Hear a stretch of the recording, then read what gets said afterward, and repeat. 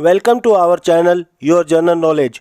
दोस्तों, आज इस वीडियो में हरियाणा जीके के बहुत ही इम्पोर्टेंट क्वेश्चंस के बारे में पढ़ेंगे जो आपके हरियाणा कांस्टेबल की भर्ती के लिए काफ़ी इम्पोर्टेंट क्वेश्चंस हो सकते हैं। इन क्वेश्चंस में कई क्वेश्चंस वैसे हैं जो पहले कई बार आ चुके हैं और क्या पता आपके एग्जाम्स में भी आ जाएं। तो चलिए करते हैं वीडियो को स्टार्ट।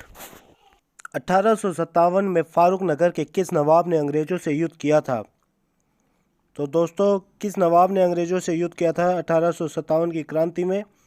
तो इसका राइट आंसर हो जाएगा अहमद अली खान ने। अगला क्वेश्चन देखते हैं।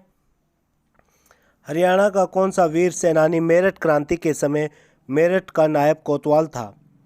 मेरठ क्रांति के समय मेरठ का नायब कोतवाल कौन था?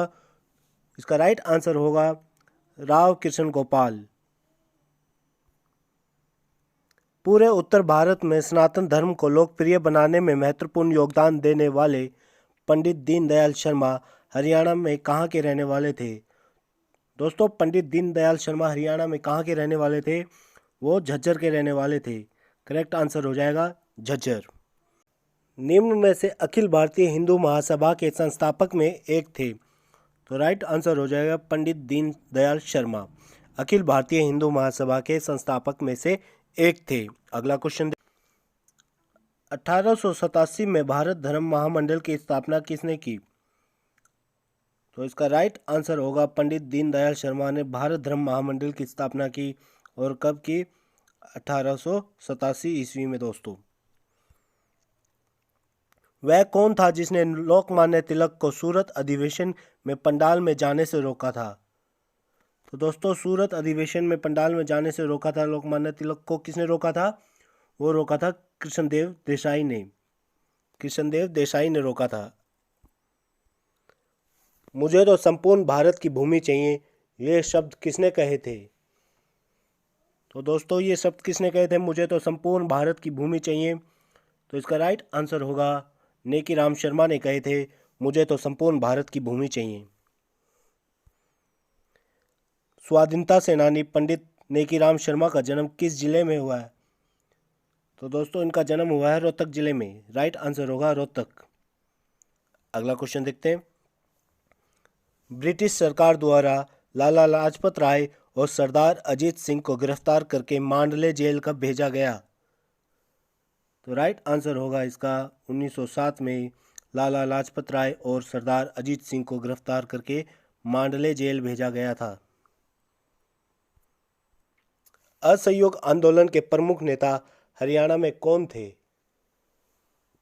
तो दोस्तों, असहयोग आंदोलन के प्रमुख नेता हरियाणा में कौन थे? राइट आंसर हो जाएगा लाला लाजपत राय। असहयोग आंदोलन में हरियाणा के प्रमुख नेता थे लाला लाजपत राय। हरियाणा समाचार पत्र के संचालक कौन थे? तो राइट आंसर होगा इसका दोस्तों पंडित दीनदयाल शर्मा हरियाणा समाचार पत्र के संचालक थे। पंडित दीनदयाल शर्मा। वह कौन सा स्वतंत्रता सेनानी है जो छोटू राम के खिलाफ चुनाव लड़ा? दोस्तों, छोटू राम के खिलाफ कौन चुनाव लड़ा? तो वो था मांगेराम वत्स। ठीक है, मांगेराम वत्स स्वतंत्रता सेनानी जो हैं छोटू राम के खिलाफ चुनाव लड़ा था उन्होंने। दीनबंधु और सर की उपलब्धि से किसे सम्मानित किया जा चुका है?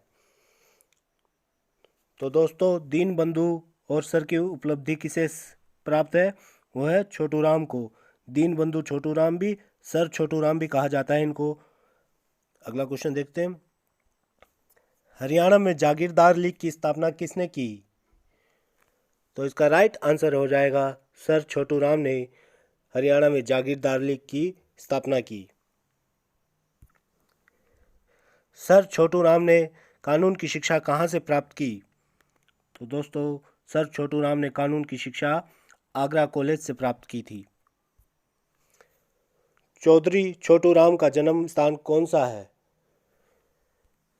तो इनका जन्म स्थान है गढ़ी सापला। वह कौन सा स्वतंत्रता सेनानी है जिसके नाम से साप्ताहिक पत्र निकलता है? इसका राइट आंसर होगा मान सिंह, जिनके नाम से साप्ताहिक पत्र निकलता है। किस जिले के जाटों पर आर्य समाज का प्रभाव अधिक था? आर्य समाज का प्रभाव सबसे ज़्यादा किस जिले के लोगों पर था, जाटों पर था? तो राइट आंसर होगा रोहतक। हरियाणा समाचार पत्र कहाँ पर प्रकाशित होता है? हरियाणा समाचार पत्र कहाँ पर प्रकाशित होता है? यह होता है झज्जर में। झज्जर में प्रकाशित होता है हरियाणा समाचार पत्र। शिवाजी नामक पत्र कहाँ से निकलता था? शिवाजी नामक पत्र कहाँ से निकलता था? ये निकलता था दोस्तों हिसार से। हरियाणा का पहला राष्ट्रीय समाचार पत्र कौन सा है? तो दोस्तों हरियाणा का पहला राष्ट्रीय समाचार पत्र है दैनिक हरिभूमि। हरियाणा तिलक अखबार के संपादक कौन थे? हरियाणा तिलक अखबार के संपादक कौन थे?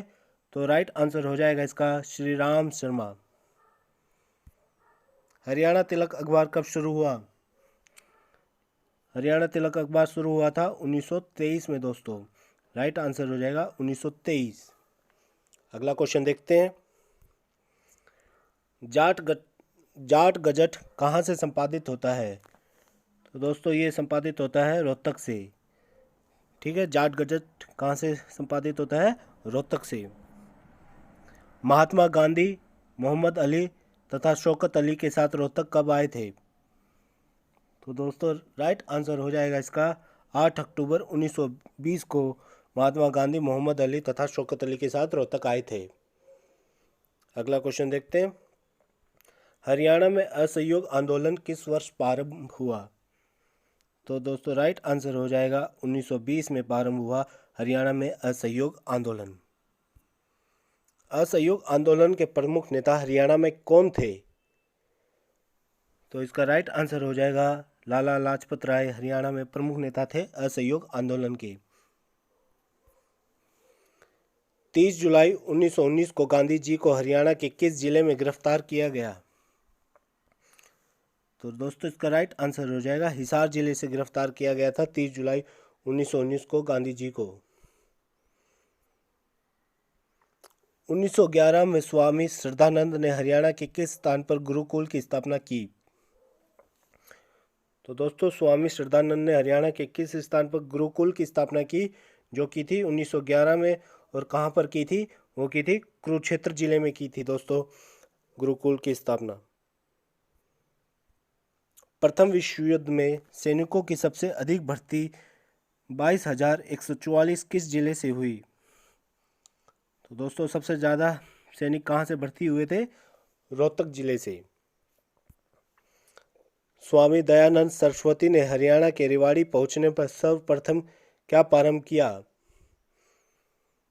तो दोस्तों हरियाणा में जब सबसे पहले स्वामी दयानंद पहुंचे तो उन्होंने क्या प्रारंभ किया था?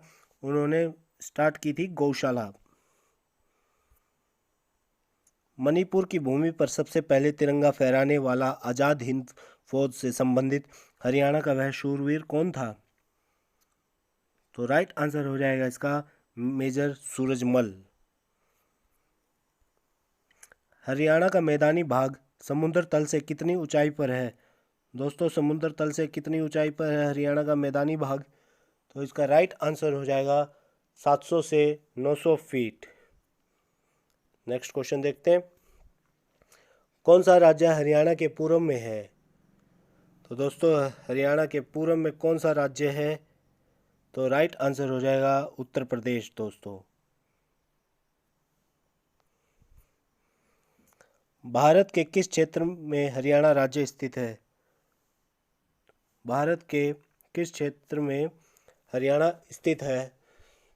तो इसका राइट आंसर हो जाएगा उत्तर पश्चिम दोस्तों, उत्तर पश्चिम। वह योगी कौन सा है जिसने समाधान को ठुकरा दिया? तो दोस्तों कौन योगी है जिसने समाधान को ठुकराया था? योगी चंद्रनाथ ने समाधान को ठुकराया था। पंजाब और हरियाणा उच्च न्यायालय, जो पहले लाहौर उच्च न्यायालय कहलाता था, की स्थापना कब हुई? तो दोस्तों Punjab and Haryana high court की स्थापना कब हुई थी? वो हुई थी 1947 में। नेक्स्ट क्वेश्चन देखते हैं। राज्य के लगभग कितने प्रतिशत भाग पर शिवालिक पर्वत श्रेणियां स्थित हैं? तो दोस्तों शिवालिक पर्वत श्रेणियां राज्य के कितने प्रतिशत भाग पर स्थित है? वो है 1.67% पर। ठीक है दोस्तों। अरावली का विस्तार किस जिले में नहीं है? तो दोस्तों अरावली की पहाड़ियों का विस्तार किस जिले में नहीं है? तो राइट आंसर हो जाएगा अंबाला जिले में अरावली पहाड़ियों का विस्तार नहीं है। अगला क्वेश्चन देखते हैं। अरावली की पहाड़ियाँ अधिकांश किस जिले में हैं? तो दोस्तों अरावली की पहाड़ियाँ अधिकांश किस जिले में है? तो इसका राइट आंसर होगा गुड़गांव जिले में। अरावली पर्वतमाला हरियाणा के किस भाग में स्थित है? तो दोस्तों अरावली हरियाणा के किस भाग में स्थित है? उत्तर, दक्षिण, पश्चिम, पूर्व। ठीक है दोस्तों, तो किस भाग में स्थित है अरावली पर्वतमाला? तो राइट आंसर हो जाएगा दक्षिण भाग में, दक्षिणी भाग में स्थित है अरावली पर्वतमाला। हरियाणा के किस जिले के निकट मोरनी पहाड़ियाँ स्थित है? दोस्तों मोरनी पहाड़ियाँ कहाँ पर स्थित है? तो वो स्थित है पंचकुला। राइट आंसर हो जाएगा पंचकुला। करहो पर्वत चोटी किस पर्वत श्रृंखला का भाग है? तो राइट आंसर हो जाएगा इसका विंध्यन पर्वत। दोस्तों करहो पर्वत चोटी विंध्यन पर्वत श्रृंखला का भाग है। मोरनी पहाड़ी का उच्चतम बिंदु कहलाता है? तो दोस्तों मोरनी पहाड़ी का उच्चतम बिंदु क्या कहलाता है? वो कहलाता है करहो चोटी। करहो चोटी उच्चतम बिंदु कहलाता है। किस भूगर्भिक काल में राज्य में नदी, नाले, पहाड़ आदि का सुचारू रूप से निर्माण हुआ? तो दोस्तों किस भूगर्भीय काल में नदी, नाले और पहाड़ों का निर्माण हुआ? तो वो हुआ था केनेजोइक काल में। ठीक है दोस्तों, केनेजोइक काल में राज्य में नदी, नाले, पहाड़ आदि का सुचारू रूप से निर्माण हुआ था। हरियाणा का कौन सा प्राकृतिक भाग सबसे बड़ा है? तो दोस्तों इसका राइट आंसर हो जाएगा अरावली की पहाड़ियों का शुष्क मैदानी भाग प्राकृतिक भाग है जो सबसे बड़ा है हरियाणा में। खनिज संसाधनों में किस जिले में प्रमुखता है? खनिज संसाधनों में किस जिले में प्रमुखता है? इसका राइट आंसर होगा महेंद्रगढ़। दोस्तों महेंद्रगढ़ जिले में खनिज संसाधनों की प्रमुखता है। जिला रोहतक में निम्न में से कौन सा खनिज पाया जाता है? तो रोहतक में सबसे ज़्यादा कौन सा खनिज पाया जाता है? राइट आंसर होगा इसका चूना। चूना सबसे अधिक पाया जाता है रोहतक में। हरियाणा में कोटला की पहाड़ियाँ कहाँ पर हैं? कोटला की पहाड़ियाँ कहाँ पर हैं दोस्तों हरियाणा में? तो इसका राइट आंसर हो जाएगा मेवात में। चमन ऋषि से संबंधित ढोसी की पहाड़ी किस जिले में है? तो इसका राइट आंसर हो जाएगा चमन ऋषि से संबंधित ढोसी की पहाड़ी महेंद्रगढ़ जिले में है। दोस्तों प्रदेश की जलवायु किस प्रकार की है? हरियाणा प्रदेश की जलवायु किस प्रकार की है? राइट आंसर होगा उपोष्ण कटिबंधीय शुष्क महाद्वीपीय जलवायु। ठीक है दोस्तों, उपोष्ण कटिबंधीय शुष्क महाद्वीपीय जलवायु है हरियाणा की।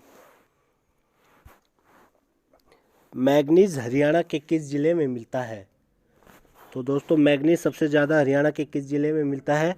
राइट आंसर होगा महेंद्रगढ़ जिले में। नारनौल किसके खनन के लिए प्रसिद्ध है? तो दोस्तों नारनौल में किसका खनन होता है सबसे ज़्यादा? तो वो होता है लौह अयस्क का। हरियाणा के किस भाग में सर्वाधिक वर्षा होती है? सर्वाधिक वर्षा किस भाग में होती है दोस्तों हरियाणा के? वो होती है उत्तर पूर्वी भाग में। राइट आंसर हो जाएगा उत्तर पूर्वी। शीत ऋतु में हरियाणा का कौन सा प्रदेश सर्वाधिक ठंडा होता है? तो दोस्तों सर्वाधिक ठंडा कौन सा प्रदेश होता है? वो होता है शिवालिक क्षेत्र। ठीक है, अगला क्वेश्चन देखते हैं। हरियाणा की जलवायु उपोष्ण कटिबंधीय शुष्क महाद्वीपीय है जिसका कारण है? तो दोस्तों ये हरियाणा की जलवायु उपोष्ण कटिबंधीय शुष्क महाद्वीपीय है, तो इसके पीछे क्या कारण है? तो इसके पीछे कारण है समुद्र से दूरी। समुद्र से अधिक दूरी होने के कारण हरियाणा की जलवायु उपोष्ण कटिबंधीय शुष्क महाद्वीपीय है। टांगरी नदी का उद्गम स्थल कहाँ है? तो दोस्तों जो नदी है टांगरी, उसका उद्गम स्थल कहाँ पर है? राइट आंसर होगा मोरनी की पहाड़ियों में। आदि बद्री का संबंध किस पवित्र नदी का माना जाता है? तो इसका राइट आंसर होगा सरस्वती नदी का संबंध आदि बद्री नदी का माना जाता है। निम्न में से कौन सी एक नदी हरियाणा की नहीं है? तो दोस्तों इन ऑप्शंस में से हरियाणा की कौन सी नदी नहीं है? तो इसका राइट आंसर हो जाएगा ताप्ती। ताप्ती नदी हरियाणा में नहीं बहती, बाकी ये तीनों हरियाणा में बहती हैं। जुलाई से सितंबर महीने के मध्य किन पवनों द्वारा हरियाणा में वर्षा होती है? तो दोस्तों किन पवनों के कारण वर्षा होती है हरियाणा में? तो राइट आंसर हो जाएगा दक्षिणी पश्चिमी मानसूनी पवन के कारण हरियाणा में वर्षा होती है। हरियाणा के किस भाग में सबसे कम वर्षा होती है? तो सबसे कम वर्षा किस भाग में होती है हरियाणा में? वो होती है दक्षिण पश्चिम भाग में दोस्तों, ठीक है। यमुना नदी के साथ हरियाणा के निम्न में से किस जिले की सीमा नहीं लगती? तो दोस्तों कौन से जिले की सीमा नहीं लगती यमुना नदी से? तो राइट आंसर होगा इसका रोहतक। यमुना नदी की दूसरी सबसे बड़ी उपनदी कौन सी है? तो दोस्तों राइट आंसर होगा इसका गंगा। यमुना नदी की दूसरी सबसे बड़ी उपनदी है गंगा। हरियाणा राज्य की सर्वाधिक महत्वपूर्ण नदी। हरियाणा राज्य की सर्वाधिक महत्वपूर्ण नदी कौन सी है दोस्तों? इसका राइट आंसर होगा ऑप्शन डी यमुना, ठीक है। यमुना हरियाणा की सर्वाधिक महत्वपूर्ण नदी है। अगला क्वेश्चन देखते हैं।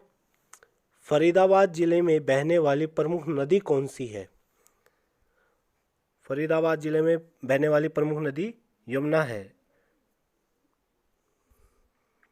यमुना नदी जल विवाद समझौता कब हुआ था? इसका राइट आंसर होगा मई 1994 में यमुना नदी जल विवाद समझौता हुआ था। हरियाणा तथा उत्तर प्रदेश राज्यों के मध्य यह नदी एक प्राकृतिक रोधिका है। तो दोस्तों हरियाणा तथा उत्तर प्रदेश राज्यों के मध्य कौन सी नदी प्राकृतिक रोधिका है? राइट आंसर हो जाएगा यमुना। हिमाचल प्रदेश में डिक्सई से उद्भव करने वाली कौन सी नदी हरियाणा में बहती है? तो दोस्तों हिमाचल प्रदेश के डिक्सई से निकलकर कौन सी नदी हरियाणा में बहती है? तो राइट आंसर हो जाएगा इसका घग्गर। घग्गर नदी हरियाणा के किस जिले में नहीं बहती है? तो दोस्तों घग्गर नदी भिवानी जिले में नहीं बहती है। तो राइट आंसर हो जाएगा भिवानी। निम्न में से कौन सी नदी नजफगढ़ झील में गिरती है? तो राइट आंसर होगा दोस्तों इसका साहिबी नदी नजफगढ़ झील में गिरती है। अगला क्वेश्चन देखते हैं। हरियाणा राज्य में विविध प्रवासी पक्षियों के दर्शन हेतु निम्न में से कौन सी झील प्रसिद्ध है?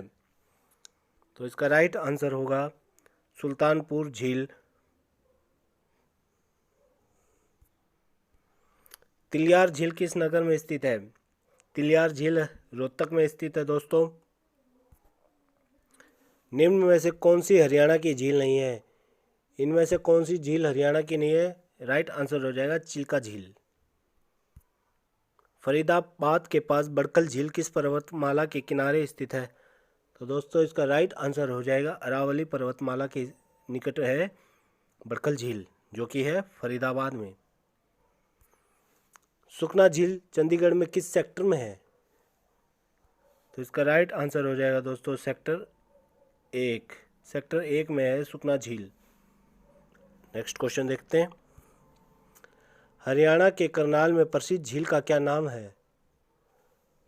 तो दोस्तों हरियाणा के करनाल में एक प्रसिद्ध झील है, उसका नाम है करन झील। हरियाणा की प्रसिद्ध बड़कल झील का निर्माण कब किया गया था? बड़कल झील का निर्माण कब किया गया था? 1947 में किया गया था। और ये कहाँ पर है? ये है फरीदाबाद में। इनमें से कौन सी नहर भाखड़ा से निकलती है? भाखड़ा डैम से कौन सी नहर निकलती है? राइट आंसर हो जाएगा जवाहरलाल नहर। हरियाणा की सबसे प्राचीन व प्रमुख नहर कौन सी है? इसका राइट आंसर होगा पश्चिमी यमुना नहर हरियाणा की सबसे प्राचीन व प्रमुख नहर है। ठीक है दोस्तों, पश्चिमी यमुना नहर। जूही नहर द्वारा प्रमुखतः हरियाणा के किस जिले में सिंचाई होती है? तो दोस्तों, जो जूही नहर है उसके द्वारा कौन से जिले में सिंचाई होती है? तो राइट आंसर हो जाएगा इसका भिवानी जिले में सिंचाई होती है जूही नहर द्वारा। हथनीकुंड बैराज परियोजना हरियाणा के किस जिले में है? हथनीकुंड बैराज परियोजना हरियाणा के यमुनानगर जिले में स्थित है दोस्तों। पश्चिमी यमुना नहर किस स्थान से यमुना नदी से निकाली गई है? तो इसका राइट आंसर होगा ताजेवाला। पश्चिमी यमुना नहर ताजेवाला स्थान से यमुना नदी से निकाली गई है। बावड़ी क्या है? तो दोस्तों, बावड़ी क्या है? बावड़ी टिब्बों के मध्य बनी छिछली झील है। राष्ट्रीय राजधानी क्षेत्र में पीने के पानी की आपूर्ति के उद्देश्य से कौन सा बांध बनाया गया? तो राइट आंसर होगा रेणुका बांध बनाया गया एनसीआर में पानी की आपूर्ति के उद्देश्य के लिए। ठीक है दोस्तों, रेणुका बांध। हरियाणा में सर्वप्रथम नहरों का निर्माण किसने करवाया था? इसका राइट आंसर हो जाएगा फिरोज शाह तुगलक ने हरियाणा में सर्वप्रथम नहरों का निर्माण करवाया था। इंदिरा गांधी नहर की लंबाई कितने किलोमीटर है? दोस्तों, इंदिरा गांधी जो नहर है उसकी लंबाई कितने किलोमीटर है? तो इसका राइट आंसर हो जाएगा 225 किलोमीटर है। हरियाणा की कौन सी नहर दिल्ली में ओखला नामक स्थान से यमुना नदी में निकाली गई है? तो राइट आंसर है इसका गुरुग्राम नहर। गुरुग्राम के अतिरिक्त किस जिले में गुरुग्राम नहर द्वारा सिंचाई की जाती है? दोस्तों, गुरुग्राम नहर द्वारा गुरुग्राम को छोड़कर और किस जिले में सिंचाई की जाती है? तो वो की जाती है फरीदाबाद में। हरियाणा के किस स्थान पर थर्मल पावर स्टेशन है? तो दोस्तों, हरियाणा के किस स्थान पर थर्मल पावर स्टेशन है? राइट आंसर होगा हिसार में थर्मल पावर स्टेशन है। काकरोई माइक्रो जल विद्युत परियोजना हरियाणा के किस जिले में है? इसका राइट आंसर होगा सोनीपत जिले में है काकरोई माइक्रो जल विद्युत परियोजना, सोनीपत जिले में। अगला क्वेश्चन देखते हैं। हरियाणा सरकार द्वारा किस स्थान पर सिंचाई विभाग का मुख्यालय बनाया गया है? इसका राइट आंसर होगा पंचकुला। ठीक है दोस्तों, हरियाणा सरकार द्वारा पंचकुला स्थान पर सिंचाई विभाग का मुख्यालय बनाया गया है। हरियाणा के मैदानी भाग में अधिकांश किस प्रकार की मिट्टी पाई जाती है? तो दोस्तों, हरियाणा के मैदान में किस प्रकार की मिट्टी पाई जाती है? पीले भूरे रंग की उपजाऊ मिट्टी पाई जाती है। हरियाणा का अधिकतम भाग किस मृदा प्राधान्य का है? तो दोस्तों, हरियाणा का सबसे ज़्यादा अधिकतम भाग किस मिट्टी का बना हुआ है? तो इसका राइट आंसर होगा रेतीली मिट्टी। हरियाणा के सभी गांवों का विद्युतीकरण किस वर्ष पूरा हो गया था? तो दोस्तों, किस वर्ष हरियाणा के सभी गांवों में बिजली आ गई थी? तो इसका राइट आंसर होगा 1970। ठीक है दोस्तों, अगला क्वेश्चन देखते हैं। हरियाणा में परमाणु बिजली संयंत्र कहाँ पर स्थापित किया जा रहा है? तो इसका राइट आंसर है गोरखपुर, जो कि फतेहाबाद में है। वहाँ पर हरियाणा में बिजली संयंत्र, परमाणु बिजली संयंत्र स्थापित किया जा रहा है। घग्गर द्वारा निर्मित बाढ़ मैदान कहलाता है। दोस्तों, घग्गर नदी द्वारा निर्मित बाढ़ मैदान क्या कहलाता है? तो वो कहलाता है जैली। लाल चेस्टनट मृदा हरियाणा के किस जिले में पाई जाती है? तो ये पाई जाती है दोस्तों यमुनानगर में पाई जाती है लाल चेस्टनट मिट्टी। ठीक है। खुम्बी फसल एक प्रकार की फसल है। खुम्बी फसल के उत्पादन में हरियाणा का कौन सा जिला अग्रणी है? सबसे ज़्यादा खुम्बी फसल कहाँ पर होती है? तो राइट आंसर हो जाएगा इसका दोस्तों सोनीपत। खरीफ की फसल को प्राय किस मास में बोई जाती है? खरीफ की फसल कब बोई जाती है दोस्तों? वो बोई जाती है सावन भादों में। स्थानीय भाषा में आषाढ़ी की फसल को कहा जाता है। तो दोस्तों स्थानीय भाषा में आषाढ़ी की फसल को क्या कहा जाता है? तो कहा जाता है रबी। खरीफ की फसलों को कहा जाता है, क्या कहा जाता है दोस्तों? खरीफ की फसलों को ग्रीष्म ऋतु की फसलें कहा जाता है दोस्तों। हरियाणा राज्य कृषि विपणन बोर्ड की स्थापना कब की गई? इसका राइट आंसर होगा 1 अगस्त 1969 में। ठीक है दोस्तों, 1969 में की गई हरियाणा राज्य कृषि विपणन बोर्ड की स्थापना। हरियाणा राज्य को कितने कृषि जलवायु क्षेत्रों में विभाजित किया गया है? इसका राइट आंसर है 2 कृषि जलवायु क्षेत्रों में विभाजित किया गया है हरियाणा को। हरियाणा में कृषि विभाग को अब किस नाम से जाना जाएगा? तो दोस्तों कृषि विभाग को किस नाम से जाना जाएगा? वो जाना जाएगा कृषि एवं किसान कल्याण विभाग। राज्य की प्रमुख व्यावसायिक फसलें कौन सी हैं? गन्ना और कपास हरियाणा राज्य की व्यावसायिक फसलें हैं, गन्ना और कपास। राज्य के किस जिले में बाजरा सर्वाधिक उत्पादन होता है? बाजरा सबसे ज़्यादा किस जिले में होता है हरियाणा में? वो होता है भिवानी जिले में। राज्य के किस जिले में गेहूं का सर्वाधिक उत्पादन होता है? गेहूं सबसे ज़्यादा किस जिले में होती है? वो होती है सिरसा जिले में। हरियाणा का वह शहर जो विश्व मानचित्र में धान का कटोरा व हरियाणा का पेरिस उपनामों से जाना जाता है। धान का कटोरा और हरियाणा का पेरिस किसे कहा जाता है? तो वो कहा जाता है करनाल जिले को दोस्तों। हरियाणा के किन जिलों में अच्छे किस्म का बासमती चावल पैदा होता है? तो दोस्तों बासमती चावल हरियाणा में अच्छे किस्म का कहाँ पैदा होता है? करनाल और कुरुक्षेत्र में। राज्य में चावल की खेती मुख्यतः किन भागों में होती है? चावल की खेती किस एरिया में होती है दोस्तों? वो होती है उत्तर पूर्वी तथा मध्यवर्ती एरिया में होती है चावल की खेती। राज्य के किन जिलों को संयुक्त रूप से धान का कटोरा कहा जाता है? अत्यधिक धान होने के कारण धान का कटोरा किन राज्यों को कहा जाता है दोस्तों? वो कहा जाता है कैथल, कुरुक्षेत्र, करनाल और जींद को। हरियाणा राज्य में सर्वाधिक क्षेत्र में किस फूल की खेती की जाती है? तो दोस्तों हरियाणा में एक प्रकार का फूल लगता है, सर्वाधिक उस फूल की खेती होती है और उस फूल का क्या नाम है? उस फूल का नाम है ग्लैडियोलस। ग्लैडियोलस, ठीक है। किस मसाले का राज्य में सर्वाधिक उत्पादन होता है? सबसे ज़्यादा किस मसाले का उत्पादन होता है हरियाणा राज्य में? तो राइट आंसर हो जाएगा दोस्तों हल्दी। हल्दी का सबसे ज़्यादा उत्पादन होता है हरियाणा राज्य में। हरियाणा में हल्दी के प्रमुख उत्पादक जिले सबसे ज़्यादा हरियाणा में हल्दी उत्पादक राज्य कौन सा है?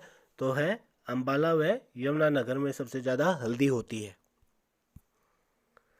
हरियाणा में आम की बागवानी किस जिले में नहीं होती पूछा है दोस्तों। किस जिले में आम की बागवानी नहीं होगी?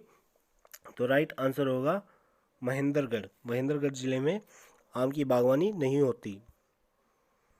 जिला महेंद्रगढ़ के किस चीज़ के उत्पादन में हरियाणा राज्य में प्रथम स्थान है? तो दोस्तों सबसे ज़्यादा महेंद्रगढ़ जिले में किस चीज़ का उत्पादन होता है? तो राइट आंसर होगा सरसों के उत्पादन में महेंद्रगढ़ जिला फर्स्ट है। हरियाणा की जलवायु किस फसल के लिए विशेष रूप से अच्छी है? तो दोस्तों किसके उत्पादन के लिए हरियाणा की जलवायु सबसे प्रमुख है, अच्छी है? तो राइट आंसर हो जाएगा गेहूँ। गेहूँ की फसल के लिए हरियाणा की जलवायु सबसे अच्छी है। निम्न में से कौन सी खाद्य फसल नहीं है? तो इसका राइट आंसर हो जाएगा कपास हरियाणा की खाद्य फसल नहीं है। हरियाणा में ग्रीनिंग ऑफ हरियाणा नामक वृक्षारोपण व्यापक योजना कब शुरू की गई? तो इसका राइट आंसर हो जाएगा 1989-90 में। ठीक है दोस्तों, 1989-90 में शुरू की ग्रीनिंग ऑफ हरियाणा नामक वृक्षारोपण व्यापक योजना। हरियाणा राज्य सरकार ने राज्य वन नीति का स्वरूप तैयार किस वर्ष किया? राइट आंसर हो जाएगा 2006 में शुरू किया था दोस्तों, स्वरूप तैयार किया था राज्य वन नीति का। राज्य के किस जिले में सर्वाधिक वन क्षेत्र पाए जाते हैं? सर्वाधिक वन क्षेत्र किस जिले में है हरियाणा में? तो दोस्तों वो है पंचकुला में। निम्न में से राज्य में सबसे कम प्रतिशत वन क्षेत्र किस जिले में पाए जाते हैं? तो दोस्तों फतेहाबाद में सबसे कम पाए जाते हैं वन क्षेत्र, और सबसे ज़्यादा कहाँ थे? पंचकुला में। गुलाब का फूल की पैदावार एशिया में सबसे अधिक कहाँ होती है? तो दोस्तों गुलाब के जो फूल हैं सबसे ज़्यादा पैदावार होती है चंडीगढ़ में। हरियाणा में किस स्थान पर अंतर्राष्ट्रीय फल एवं सब्जी मंडी विकसित की जा रही है? तो दोस्तों अंतर्राष्ट्रीय फल और सब्जी मंडी कहाँ विकसित की जा रही है? वो की जा रही है गन्नौर, जो कि सोनीपत में है। राज्य के सर्वाधिक क्षेत्र में किस सब्जी की खेती की जाती है? किस सब्जी की खेती की जाती है सबसे ज़्यादा हरियाणा में? वो की जाती है दोस्तों आलू की। बीरबारा वन्य जीव पशु अभयारण्य किस जिले में स्थित है? इसका राइट आंसर हो जाएगा जींद जिले में स्थित है बीरबारा वन्य जीव पशु अभयारण्य। डॉक्टर सलीम अली के प्रयासों से किस पक्षी विहार की स्थापना हुई? तो इसका राइट आंसर हो जाएगा दोस्तों सुल्तानपुर पक्षी विहार। और ये कहाँ पर है? ये गुड़गांव में स्थित है दोस्तों सुल्तानपुर पक्षी विहार। सुल्तानपुर पक्षी अभयारण्य हरियाणा के किस जिले में? देखो क्वेश्चन भी आ गया, तो इसका राइट आंसर होगा दोस्तों गुरुग्राम। सरस्वती वन्यजीव अभयारण्य किस जिले में स्थित है? तो सरस्वती वन्यजीव अभयारण्य किस जिले में स्थित है? राइट आंसर हो जाएगा कैथल जिले में स्थित है सरस्वती वन्यजीव अभयारण्य। भिंडावास वन्यजीव अभयारण्य हरियाणा के किस जिले में स्थित है? तो राइट आंसर हो जाएगा दोस्तों इसका झज्जर। वनों की रक्षा के लिए चलाए गए कार्यक्रम का क्या नाम है? तो दोस्तों वनों को बचाने के लिए, उनकी रक्षा के लिए कौन सा कार्यक्रम चलाया गया है हरियाणा सरकार द्वारा? तो इसका राइट आंसर है एक बच्चा एक पेड़। गिद्ध संरक्षण एवं प्रजनन केंद्र हरियाणा में कहाँ है? तो इसका राइट आंसर हो जाएगा पिंजौर। ठीक है दोस्तों, पिंजौर। कुरुक्षेत्र जिले में भोर सैदान किस जीव का प्रजनन केंद्र है? इसका राइट आंसर हो जाएगा मगरमच्छ। मगरमच्छ का प्रजनन केंद्र है भोर सैदान। महम हिरण उद्यान किस जिले में है? तो दोस्तों महम हिरण उद्यान किस जिले में स्थित है? तो राइट आंसर हो जाएगा रोहतक जिले में स्थित है। किस जिले में कालेसर राष्ट्रीय उद्यान अवस्थित है? कालेसर राष्ट्रीय उद्यान कहाँ स्थित है? तो राइट आंसर हो जाएगा इसका यमुनानगर में स्थित है कालेसर राष्ट्रीय उद्यान। कुरुक्षेत्र जिला किस वन्य जीव अभयारण्य के लिए प्रसिद्ध है? तो इसका राइट आंसर हो जाएगा दोस्तों चिलचिला वन्य जीव अभयारण्य। निम्न में से कौन सा हरियाणा का सर्वप्रमुख इको पार्क है? दोस्तों इको पार्क कौन सा है हरियाणा का सबसे? तो राइट आंसर होगा सुल्तानपुर पक्षी विहार। ठीक है दोस्तों, तो दोस्तों ये थे हरियाणा जीके के इम्पोर्टेंट क्वेश्चंस। मेरी अगली वीडियो भी आएगी तो उसमें भी कई इम्पोर्टेंट क्वेश्चंस होंगे जो अभी मैं तैयार कर रहा हूँ। आपको ये वीडियो अच्छी लगी हो तो इसको लाइक एंड शेयर करें अपने दोस्तों के साथ, ताकि उनको भी कुछ लाभ प्राप्त हो सके, और हमारे चैनल को सब्सक्राइब करना ना भूलें। Thank you for watching.